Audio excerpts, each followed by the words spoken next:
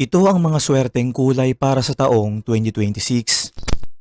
Mga kaibigan, kamakailan nga lang ay nilabas ng PCI o Pantone Color Institute ang Color of the Year para sa taong 2026. Ito ay ang Cloud Dancer, isang soft airy white neutral color, at ito ang kauna-unahang pagkakataon na pinili ang color white bilang Color of the Year na siyang magsisimbolo ng peace and clarity para sa bagong taon. Pero take note, ito lamang ay Color of the Year para sa taong 2026 at hindi ibig sabihin na ito na rin ang lucky color. Ayon sa Feng Shui, para sa bagong taon 2026 na Year of the Fire Horse, ang mga swerteng kulay ay ang mga sumusunod.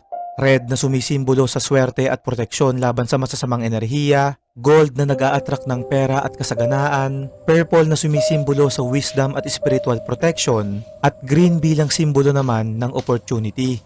Overall, ang pinakaswerte sa lahat ay ang color red at green bilang balanse ng success at positive energy dahil sa taong 2026 na Year of the Horse ay sobrang lakas ng enerhiya sa iba't ibang aspeto, kaya naman kinakailangan nating makahanap ng balanse sa ating buhay nang sa ganon ay hindi tayo magkulang o sumobra. Pakatandaan na ang mga to ay nakabase lamang sa paniniwalang Feng Shui at hindi ko rin sinasabing ito ay totoo, bagkus ibinabahagi ko lamang sa inyo ang kaalamang ito dahil nasa ating mga palad pa rin nakasalalay ang tunay na swerte sa ating buhay.